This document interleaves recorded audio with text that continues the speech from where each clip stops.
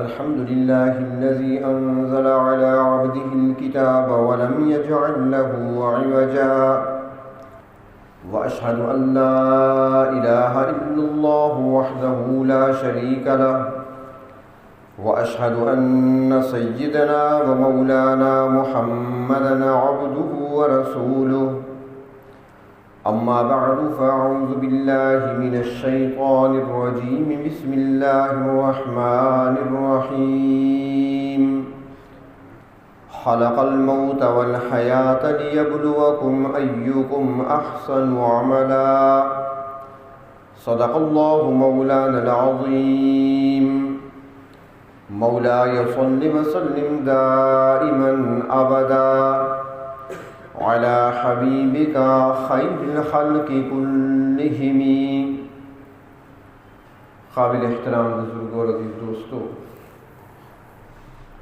دنیا کی یہ زندگی ایک مختصر سی زندگی ہے۔ نہ انسان کو اس دنیا میں دوام حاصل ہے اور نہ ہی اس دنیا کو بقا۔ انسان بھی فانی ہے اور یہ دنیا میں جو کچھ ہے سب کا سب فانی ہے۔ نہ انسان نے ہمیشہ رہنا ہے، نہ دنیا اور دنیا کی چیزوں نے باقی رہنا ہے۔ اللہ رب العزت نے انسان کو اس دنیا میں کچھ کرنے کے لیے اور کچھ کمانے کے لیے بھیجا ہے، اور جو کچھ انسان کرتا ہے یا جو کچھ انسان کماتا ہے وہی انسان کے آگے پھر کام آنے والا ہے، کیونکہ انسان کا یہ سفر جو عالم ارواح سے شروع ہوا اور چلتا رہا، عالم ارواح سے انسان عالم بطن میں آیا، ماں کے پیٹ میں آیا، پھر وہاں سے دنیا میں آیا، پھر دنیا سے آگے برزخ ہے، قبر کی زندگی ہے، اور پھر اس کے بعد حشر ہے، پھر جا کر کہیں انسان کو اپنا ٹھکانہ ملے گا۔ تو اس لمبے چوڑے اور طویل سفر کے دوران انسان کو کچھ وقت دنیا میں بھی گزارنا پڑتا ہے۔ اس لیے تو فرمایا گیا حدیث شریف میں کہ دنیا میں اس طرح نہ رہو کہ تمہارے ذہن میں یہ بات ہو کہ میں ہمیشہ یہاں رہوں گا اور میں نے ساری آسائشیں، ساری راحتیں میں نے دنیا میں حاصل کرتی ہیں، بلکہ فرمایا کہ کن فی الدنیا کأنک غریب او عابر سبیل، راہ چلتے مسافر کی طرح ہو۔ جس طرح ایک مسافر سفر کرتا ہے اور دوران سفر جب تھک جاتا ہے تو کسی درخت کے سائے میں کچھ دیر سستانے کے لیے بیٹھ جاتا ہے اور پھر اپنا سفر جاری رکھتا ہے، تو بتایا گیا کہ تمہارا سفر جاری ہے، دنیا میں کچھ دیر کے لیے آئے ہو، آگے تم نے سفر کرنا ہے، اس سفر کی تیاری کر لو۔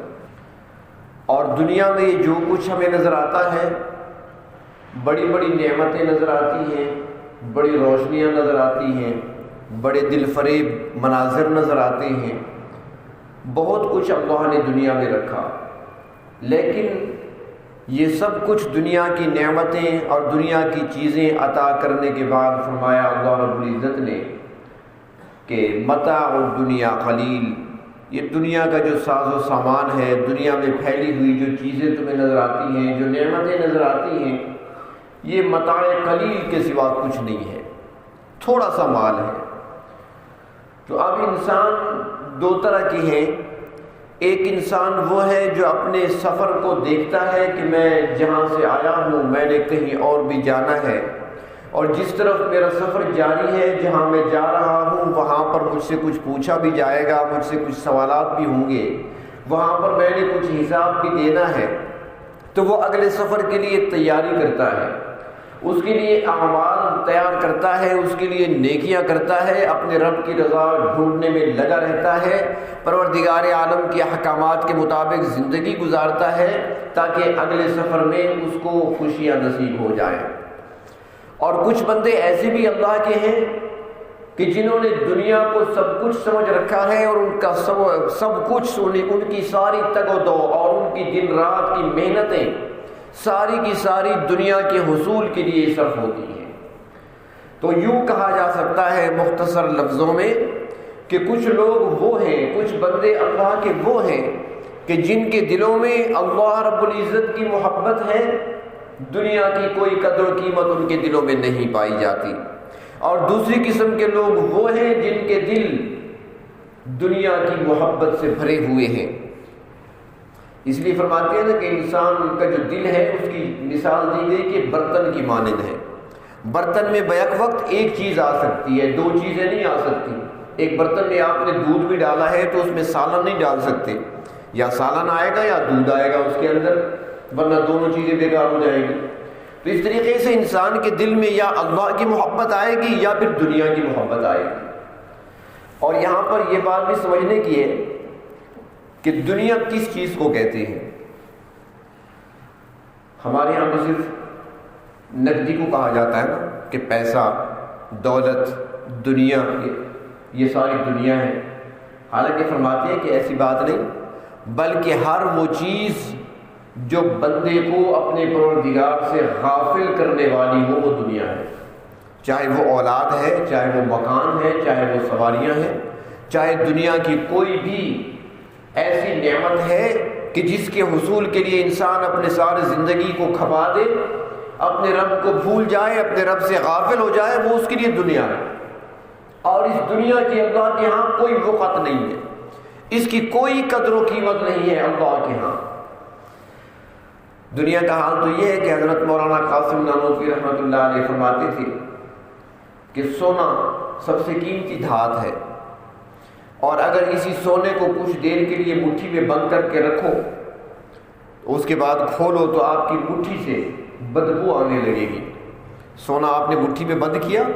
تو آپ کی مٹھی کو اس نے بدبودار بنا دیا۔ تو فرمایا کہ سونا اگر مٹھی میں آیا تو آپ کی مٹھی سے بدبو آنے لگی ہے، اور جب وہ دل میں آئے گا تو دل سے بدبو کیسے نہیں اٹھے گی، وہاں بھی بدبو پیدا ہوگی۔ اس لیے دنیا کی اور چیزوں کی محبت دل میں نہ آئے۔ ضرورت ہے ہماری،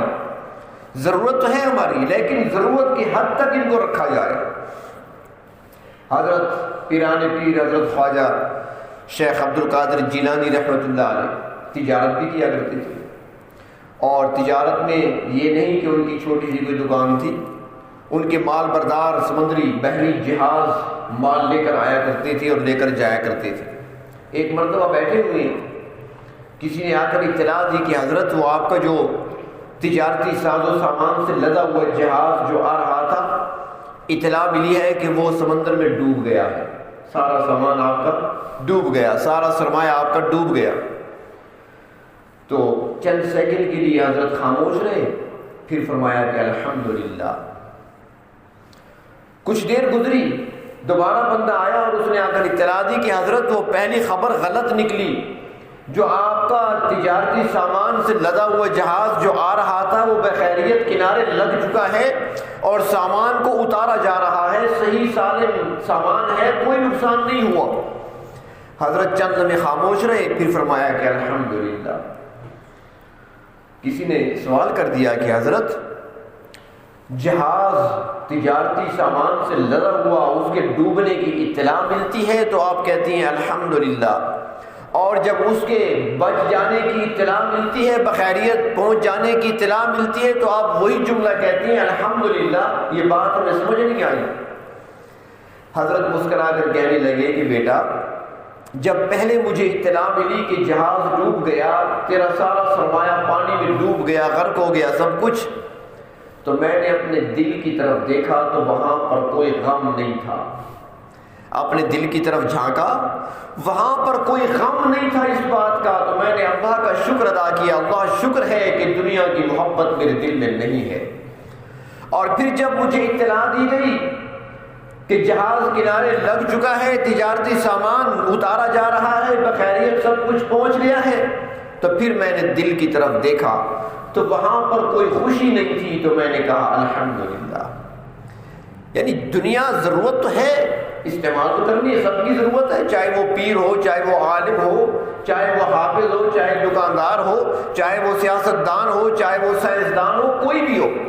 ضرورت تو ہے۔ کھانے کی بھی ضرورت ہے، پینے کی بھی ضرورت ہے، رہائش کی بھی ضرورت ہے، لباس کی بھی ضرورت ہے، بیوی بچوں کی بھی ضرورت ہے، ساری ضروریات لگی ہیں ساتھ۔ یہ لوازمات پورے کرنے ہوتی ہیں،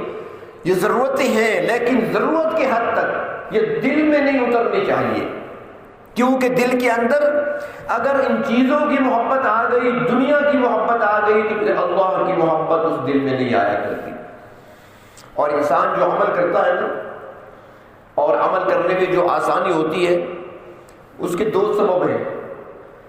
ایک اللہ کی محبت اور دوسرا اللہ کا خوف۔ جب محبت ہوگی دل میں تو ملاقات کا شوق بھی ہوگا، اور جب خوف ہوگا تو پیشی کا ڈر بھی ہوگا۔ تو یا تو خوف ہوگا دل میں، اور پھر انسان عمل کرے گا، رب کے سامنے کھڑا ہوگا، سر جھکا کے کھڑا ہوگا، عاجزی انکساری کا اظہار کرے گا۔ اور اگر محبت ہوگی تو تب بھی اللہ کے سامنے کبھی سجدہ ریز ہوگا، تو کبھی قیام میں ہوگا، تو کبھی رکوع میں ہوگا، کبھی تصویر لے کر بیٹھا ہوگا، اس کی محبت میں اس کو یاد کر رہا ہوگا۔ یہ دونوں چیزیں تو اب محبت تب آئے گی جب محبت دنیا کے دل سے نکلے گی۔ ایک اللہ والے ایک بزرگ تھے، بڑے نیک آدمی تھے، ہر وقت اللہ کے ذکر میں مشغول رہتے تھے، اپنا گھر نہیں تھا، بس جہاں پہ رات آئی گزار لی۔ تو بادشاہ نے خوب دیکھا اس کو، اچھے طریقے سے کئی دن تک مشاہدہ کرتا رہا کہ واقعی نیک بندہ ہے، فقیر بندہ ہے، اللہ والا ہے۔ تو بادشاہ نے اس کو دعوت دی کہ آؤ مجھے کوئی نصیحت کرو۔ اس طریقے سے دربار میں آ گئے، نصیحت کر لی۔ چند دن ایسے دیکھتا رہا، تو اس کے بعد ایک دن بادشاہ نے بلایا اور اسے کہنے لگا کہ بابا جی آپ ایسے کبھی مسجد میں ٹھہرے ہیں تو کبھی کسی درخت کے نیچے پڑے ہوتے ہیں، دھوپ سردی گرمی برداشت کرنی پڑتی ہے، کھانے پینے کے لیے آپ کو مشکل پیش آتی ہے، تو آپ ایسے کریں میرے پاس محل میں آ جائیں، یہاں پر میں آپ کو رہائش گاہ بھی دے دیتا ہوں، اور یہاں پر میرے خادم بھی ہیں، خادمائیں بھی ہیں، آپ کی خدمت بھی کریں گی، شاہی کھانا بھی آپ کو کھانے کے لیے ملے گا، لباس بھی آپ کو شاہانہ طور پہ یہاں پہ دیا جائے گا، ساری سہولیات آپ کو یہاں پر مہیا کر دی جائیں گی، آپ کو ایسے گھومنے پھرنے کی ضرورت نہیں ہے، یہاں جائیں میرے پاس۔ اس اللہ والے نے سوچا کہ یہ مجھے کہاں لانا چاہتا ہے، میں کہاں آزاد ہوں، اللہ کی یاد میں رہتا ہوں، محل میں آ گیا تو پھر اللہ کی یاد تو نہیں آئے گی، یہاں پر اللہ کی محبت تو نہیں رہے گی، پھر تو چیزوں کی محبت دل میں آئے گی، لیکن آگے بھی تو بادشاہ ہے، جان کیسے چھڑاؤں۔ تو فقیر خاموش رہے، کچھ دیر سوچتے رہے، تو بادشاہ نے کہا کہ کیا سوچ رہے ہو، کیا میری رائے پسند نہیں آئی، میری پیشکش کو آپ ٹھکرا رہے ہیں؟ انہوں نے کہا جی ایسی بات تو نہیں ہے، بات یہ ہے کہ میں سوچ رہا ہوں کہ اگر کبھی ایسا ہو جائے کہ میں محل میں آ جاؤں، یہاں پر رہائش اختیار کر لوں، آپ احسانات مجھ پر کرنے لگیں، آپ میرے لیے کھانے کا انتظام کریں، آپ میرے لیے لباس کا انتظام کریں، میری رہائش کا انتظام کریں، اور یہاں پر چونکہ آپ کی خادمائیں بھی تو ہیں، باندیاں بھی ہیں، اب یہاں پر خدمت کرنے والی لڑکیاں بھی ہیں، عورتیں بھی ہیں، کبھی ایسا نہ ہو کہ مجھ سے کوئی غلطی ہو جائے، اور سوچ رہا ہوں کہ اگر کبھی آپ مجھے اپنی کسی باندی کے ساتھ غلط حرکت کرتے دیکھ لیں تو پتہ نہیں پھر آپ کیا کریں گے میرے ساتھ۔ باندی ہے، شاہی خاندان کی باندی ہے، خادمہ ہے، اور مجھے آپ دیکھ لیں اس کے ساتھ غلط حرکت کرتے ہوئے تو پھر آپ میرے ساتھ کیا کریں گے؟ بادشاہ نے جب یہ سنا نا تو اس کا پارا چڑھ گیا، غصے میں آ گیا، کہنے لگا میں تمہیں بڑا نیک آدمی سمجھتا تھا، میں تمہیں اللہ والا سمجھ رہا تھا، میں نے تجھے فقیر سمجھا تھا، اور اس وجہ سے تجھ سے محبت کرنے لگا تھا، اس وجہ سے تیرا اکرام کرنے لگا تھا، ابھی تو میرے محل میں آیا نہیں ہے، ابھی میں نے تمہیں رہائش نہیں دی، تو پہلے سے ہی میری باندیوں پہ نظر رکھ رہا ہے، پہلے سے ہی میری خادماؤں کی طرف دیکھ رہا ہے، ابھی سے تیری سوچ غلط ہے، تو بعد میں کیا ہوگا؟ اٹھ یہاں سے اور چلا جا، دوبارہ اس دربار کے قریب نہیں آنا تم نے۔ وہ اللہ والے کھڑے ہو گئے اور مسکرا کر بادشاہ کی طرف دیکھ کر کہنے لگے بادشاہ سلامت، ابھی تو میں نے غلطی کوئی نہیں کی، ابھی تو میں نے گناہ کیا نہیں ہے، ابھی تو میں نے کوئی گستاخی نہیں کی ہے، آپ کا پارا اتنا چڑھ گیا، اگر مجھ سے ہو جائے تو نہ معلوم کیا ہوگا، تو پھر میں آپ کے دربار میں کیوں آ کر رہوں، میں آپ کے محل میں کیوں آ کر رہوں، میں اس بادشاہ کے پاس، اس کے محل میں، اس کی زمین پر کیوں نہ رہوں کہ یہ تو گناہ کا اشارہ دیا، وہاں گناہ روز کرتا ہوں، وہ پھر بھی کبھی کچھ نہیں کہتا، گناہ روز ہوتے ہیں ہم سے، نافرمانی روز ہو جاتی ہے، نہ کبھی کھانا بند کیا ہے، نہ کبھی پینا بند کیا ہے، نہ کبھی اپنی زمین سے نکل جانے کا حکم دیا ہے۔ تو اللہ والوں کی نظر اللہ رب العزت کی طرف ہی ہوا کرتی ہے، اور دنیا کی چیزوں سے اور دنیا کی آسائشوں اور راحتوں سے وہ محبت نہیں کیا کرتے، ضرورت کے تحت کو استعمال کرتے ہیں، اور ان کے اندر خودداری بھی پائی جاتی ہے۔ علماء نے لکھا ہے کہ حضرت سفیان ثوری رحمۃ اللہ علیہ ایک مرتبہ حدیث شریف کا علم حاصل کرنے کے لیے اپنے 2 ساتھیوں سمیت سفر پہ گئے۔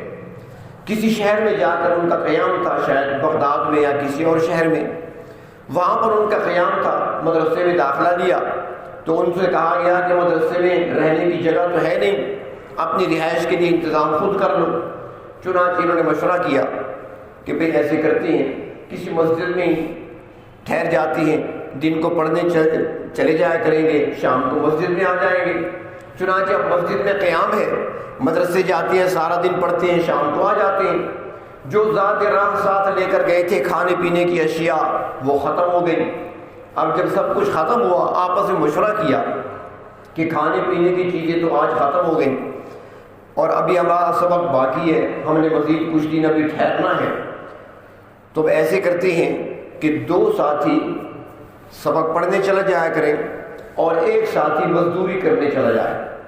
آج ایک چلا جائے، کل دوسرا، پرسوں تیسرا، ایک بندہ مزدوری کے لیے بھیجیں گے، وہ اتنا کما کر لے آئے گا کہ شام کو ہمارا فاقہ نہیں ہوگا بلکہ پیٹ بھرنے کو کچھ مل جائے گا۔ مشورے میں بات طے ہو گئی، 2 پڑھنے کے لیے چلے گئے، ایک مزدوری کرنے کے لیے۔ جب وہ 2 ساتھی چلے گئے تو مزدوری کی طرف جانے والا واپس آیا، اس نے وضو بنایا، مسجد میں مصلی پہ کھڑا ہوا اور کہنے لگا پروردگار مزدوری ہی تو کرنی ہے نا، کسی بندے کی کروں تو آپ کی کیوں نہ کر لوں۔ وہیں پر نماز کی نیت باندھ لی، نوافل ادا کی، تلاوت کی، تسبیح لے کر بیٹھ گیا، اپنے رب کو یاد کرتا رہا، آخر میں دعا کر لی پروردگار ہمیں کھانا چاہیے، ہم کمزور ہیں، ہم سے فاقے برداشت نہیں ہوتے، بھوک برداشت نہیں ہوتی، اللہ ہمارے لیے انتظام فرما دیجئے۔ دعائیں مانگتے رہے۔ شام ہوئی، 2 ساتھی مدرسے سے واپس آ گئے، ہاں بھائی کچھ انتظام ہوا، مزدوری کر کے آئے ہو کہ نہیں؟ اس نے کہا جی مزدوری تو کی ہے، لیکن جس کی مزدوری کی ہے وہ بڑے کریم ہیں اور وہ ضرور ہمارے لیے انتظام فرما دیں گے، ابھی تک ہوا کچھ نہیں ہے۔ انہوں نے کہا ٹھیک ہے، سو گئے۔ دن فاقے سے گزر گیا، دوسرے دن دوسرے ساتھی کی باری تھی، دوسرے نے یہی سوچا کہ کیوں نہ میں رب تعالیٰ کو راضی کر لوں، اللہ سے مانگ لوں۔ 2 ساتھی پڑھنے چلے گئے، وہ مسجد میں مصلی پہ کھڑا ہو گیا، عبادت میں لگا رہا، رب تعالیٰ سے مانگ لیا۔ جب 2 ساتھی واپس آئے، پوچھا مزدوری کر لی؟ کہنے لگا بالکل مزدوری کی ہے، لیکن جس کی مزدوری کی ہے وہ اپنے غلاموں کا بڑا خیال رکھنے والے ہیں،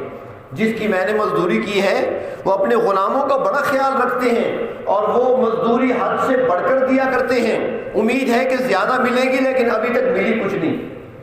کہنے لگے ٹھیک ہے، سو جاتے ہیں۔ دوسرا دن بھی فاقے سے، تیسرے دن سفیان ثوری کی باری آ گئی۔ اس نے بھی یہی سوچا کہ بجائے گارے کے تھال اٹھانے کے، بجائے اینٹیں ڈھونے کے، کیوں نہ رب سے مانگ لو۔ انہوں نے بھی مصلی پہ کھڑے ہو کر دن گزار دیا۔ شام کو ساتھی واپس آئے تو کھانے کو پھر کچھ نہیں۔ تیسرا دن فاقے سے، سو گئے، نیند آ گئی، اور ادھر جو اس علاقے کا گورنر تھا اس نے خواب دیکھا۔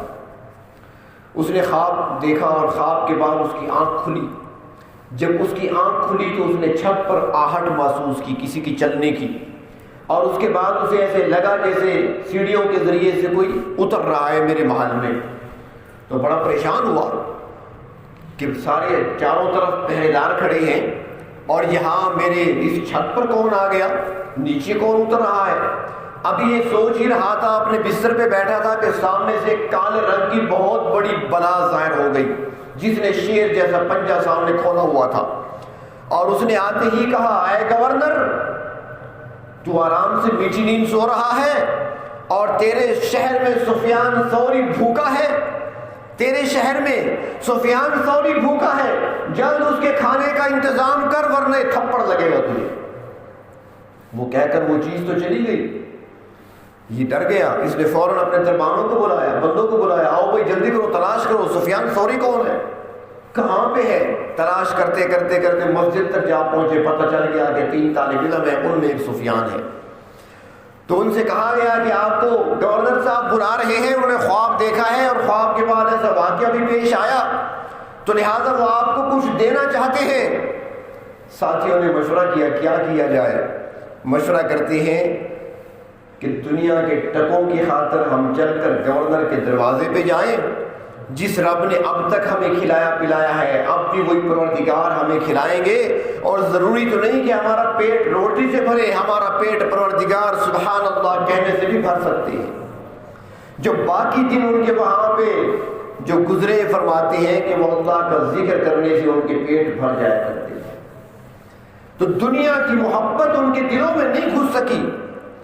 صحابہ کرام رضی اللہ تعالیٰ عنہم بڑے بڑے کارنامے ہیں ان کے، بڑی بڑی کرامات ہیں۔ دریا سامنے آتا ہے تو چلتے ہیں اس پر، پاؤں کے جوتے اور جوتے کے تلوے تک گیلے نہیں ہوتے، پانی کے اوپر چلتے ہوئے جا رہے ہیں، یہ ان کی کرامت ہے۔ اس طریقے سے اور بھی کرامات ہیں، لیکن فرماتے ہیں کہ ایک سب سے بڑی کرامت یہ ہے کہ صحابہ کرام کے سامنے دنیا کے ڈھیر لگ گئے، سونے چاندی اور دراہم و دنانیر کے ڈھیر لگے ہوئے تھے، لیکن سارے صحابی ایمان سلامت بچا کر لے گئے، دنیا کی طرف مشغول نہیں ہوئے۔ یہ سب سے بڑی ان کی کرامت ہے۔ سونا چاندی، ایران کے کسرا کے قالین ان کے سامنے آ جاتے، بڑے بڑے قالین شاہی محل کے مدینے پہنچے تو کیا کیا انہوں نے؟ کینچیوں سے کاٹ کاٹ کر ٹکڑے کیے اور تقسیم کر دیے، قالینوں کو تقسیم کر دیا۔ ایک مرتبہ فتح ایران کے موقع پر جب ایران فتح ہوا، مال غنیمت جمع کیا جا رہا تھا، جو بادشاہ کا جو تاج تھا، چونکہ وہ تاج بڑے قیمتی ہوتے تھے، اس میں ہیرے جواہرات لگے ہوتے تھے، سونے چاندی سے بنا ہوتا تھا، بادشاہ کا تاج نہیں مل رہا تھا۔ جب سارا مال اکٹھا ہوا، شام کا وقت ہے، سارا لشکر اسلامی جمع ہے، جو سالار لشکر ہے وہ بیٹھے ہیں سامنے، کہ ایک بندہ آتا ہے، منہ پہ ڈاٹا لگا ہوا، کپڑا نقاب، چہرہ چھپایا ہوا، آنکھیں نظر آ رہی ہیں، گھوڑے پہ سوار ہو کر آیا، پتہ نہیں چلتا کہ کون ہے، مرد ہے عورت ہے کون ہے۔ وہ آیا اور اس نے بادشاہ کا وہ تاج اٹھایا ہوا ہے، اسے اس کے ہاتھ آیا تھا، اور وہ تاج لا کر اس نے امیر کے سامنے رکھ دیا۔ امیر حیران ہوتا ہے کہ یہ کون شخص ہے آنے والا، یہ تاج لانے والا کون ہے میرے پاس، یہ اتنا قیمتی تاج؟ آج کل کے حساب سے اگر حساب لگائیں تو کروڑوں کی قیمت بنتی ہے۔ اس کے ہاتھ لگ گیا تھا، وہ اپنے گھر بھی لے جا سکتا تھا، کسی کو پتہ بھی نہ چلتا۔ یہ اتنا امانت دار دیانت دار کون ہے جو میرے پاس یہ لے کر آیا؟ تو اسے امیر کہتا ہے ذرا اپنا چہرہ تو کھولو، ذرا چہرہ تو دکھاؤ، تم کون ہو؟ یہ تاج تم گھر لے جا سکتے تھے، تم اس کو چھپا سکتے تھے، چرا سکتے تھے، لیکن تم نے ہمارے حوالے کر دیا۔ وہ چہرہ نقاب میں چھپا ہوا، وہ جواب میں کہتا ہے کہ اے امیر صاحب، میں نے جس کی رضا کے لیے کام کیا ہے وہ میرے چھپے ہوئے چہرے کو بھی دیکھ رہا ہے، آپ کو دکھانے کی ضرورت نہیں ہے۔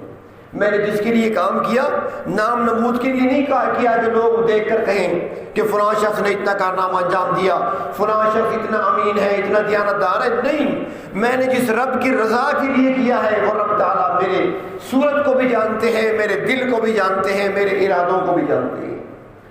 تو دنیا صحابہ کرام کے دلوں میں گھس نہیں سکی، اور آج ہمارا حال یہ بن چکا ہے کہ ہماری دنیا آج ہمارے دلوں کے اندر گھس چکی ہے، بلکہ پکے ڈیرے جمائے ہوئے ہیں۔ جب تک اس کو نکالیں گے نہیں دل سے، آخرت کی تیاری نہیں ہوتی، اعمال کی طرف توجہ نہیں ہوتی، اور یہ نکلے ہی کیسے کہ جب رب تعالیٰ کو ہم یاد کریں گے، اللہ رب العزت کے ساتھ تعلق کو جوڑیں گے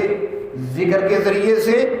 اور سب سے بڑی چیز کہ جس کے ذریعے سے بندہ اپنے رب کے قریب ہوتا ہے وہ نبی اکرم صلی اللہ علیہ وسلم کی سنتیں، اتباع اور آپ کی تعلیم کردہ اور بتائی ہوئی دعائیں ہیں۔ ان کے ذریعے سے بندہ اپنے رب کے قریب ہو سکتا ہے، اور پھر جب بندہ اپنے رب کے قریب ہونے لگتا ہے اور رب رب کی محبت جب انسان کے دل میں آنے لگتی ہے تو پھر دنیا کی محبت ذلیل ہو کر وہاں سے نکل جاتی ہے۔ قرآن حکیم میں اللہ رب العزت نے ایک واقعہ بیان کیا حضرت سلیمان علیہ السلام کا اور ان کے دور کی ایک ملکہ بلقیس کا واقعہ بیان ہوا۔ جب حضرت سلیمان علیہ السلام نے خط لکھا تھا بلقیس کی طرف، بسم اللہ الرحمن الرحیم سے شروع کر کے جب خط بھیجا تھا تو اس ملکہ نے اپنے وزیروں کو، مشیروں کو بلایا تھا اور ان کو بلا کر ان کو بٹھایا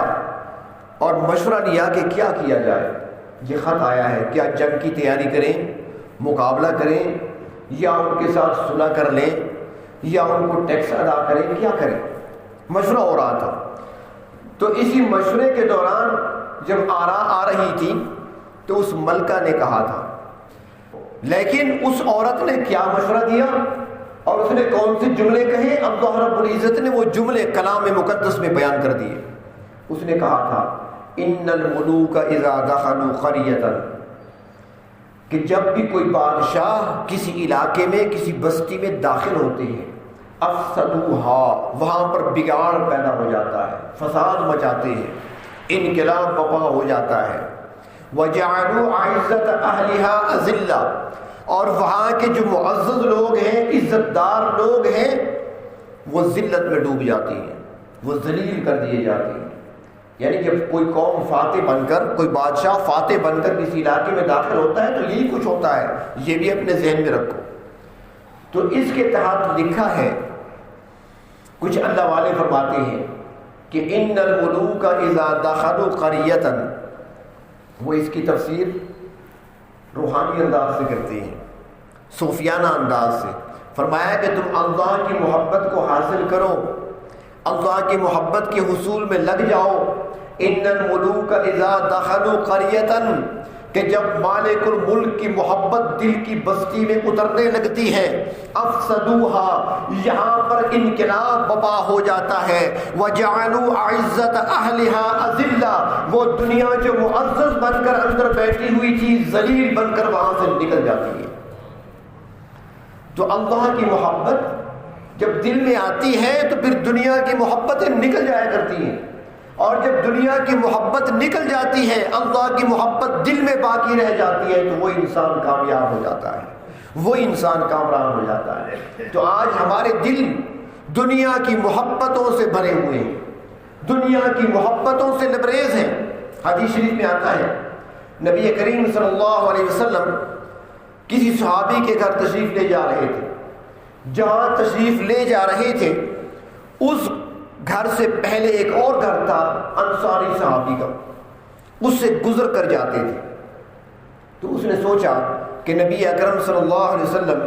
میرے گھر کے دروازے سے گزر کر جاتے ہیں وہاں تک، میرے گھر تشریف کیوں نہیں لاتے؟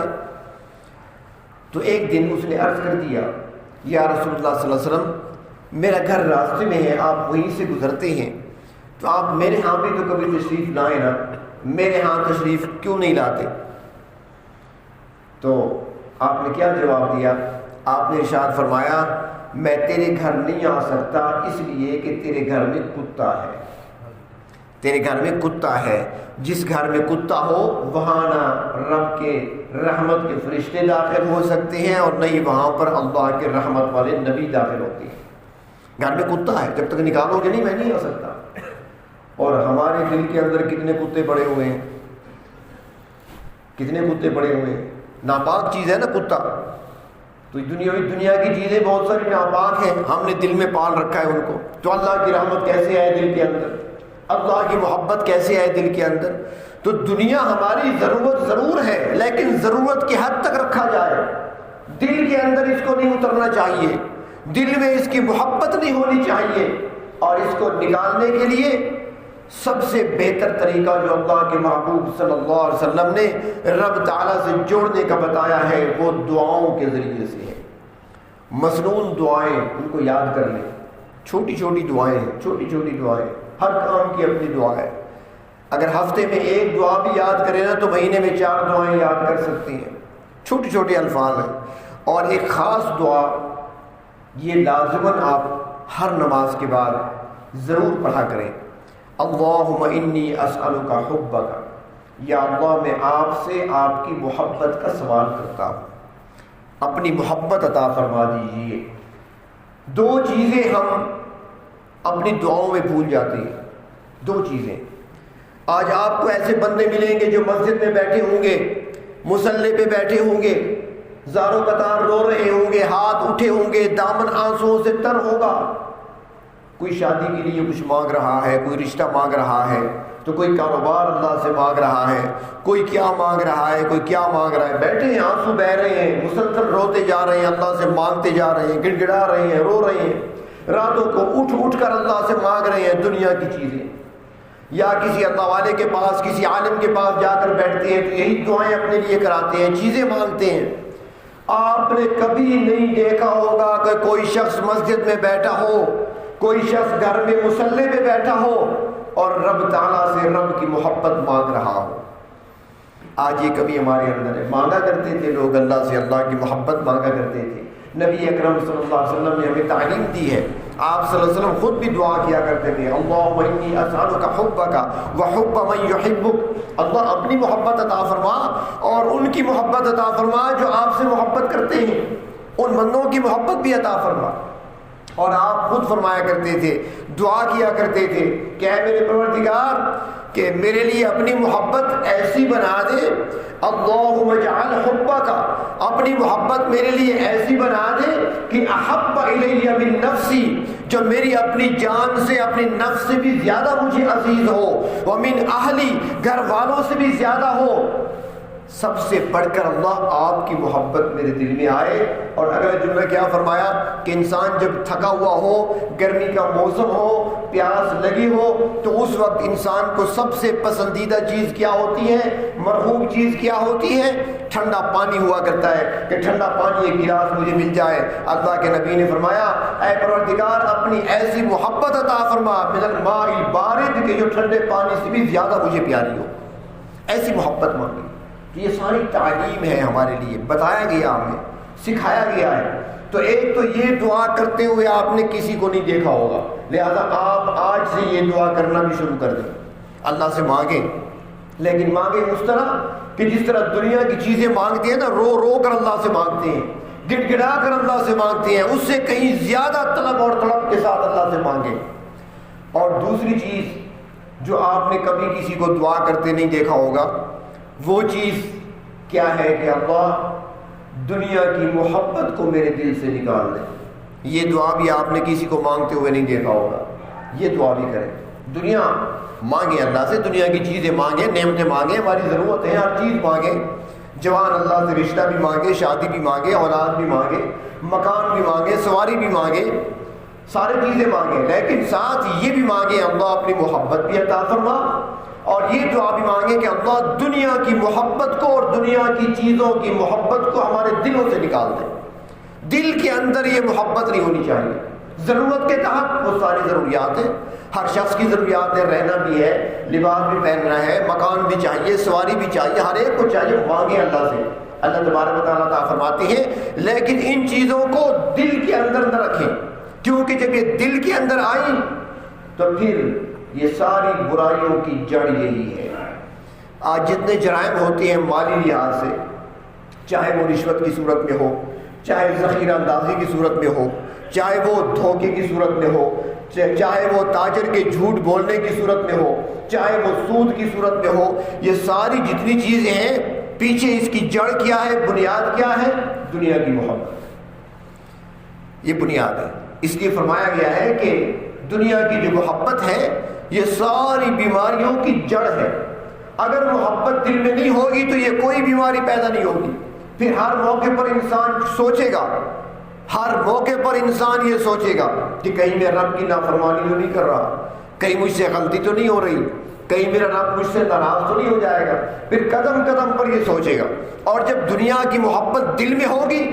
تو پھر اس کو سوچ بھی نہیں آئے گی کہ میرے رب نے مجھے منع کیا ہے۔ پھر وہ سود لینا بھی اس کے لیے آسان ہوگا، رشوت لینا اس کے لیے آسان ہوگا، جھوٹ بولنا اس کے لیے آسان ہوگا، کیونکہ محبت ہی دنیا کی دل کے اندر پڑی ہوئی ہے۔ تو اللہ تبارک و تعالیٰ دنیا میں ہمیں چونکہ اللہ نے آزمائش کے لیے، امتحان کے لیے بھیجا ہے، ہم کمزور ہیں، ہم بہت کچھ چاہتے ہوئے بھی کچھ نہیں کر سکتے، تو اللہ سے مانگ سکتی ہیں کہ اے پروردگار اپنی محبت عطا فرما اور ہمارے دلوں کو، ہمارے سینوں کو اپنی محبت کے نور سے روشن فرما، اور دنیا کی چیزوں کی محبت ہمارے دلوں سے نکال دے۔ اور ایک دعا میں یہ جملہ ضرور کہا کریں کہ اے پروردگار اپنی ایسی محبت عطا فرما کہ جس کے ذریعے سے ہم آپ کے مقربین میں شامل ہو جائیں،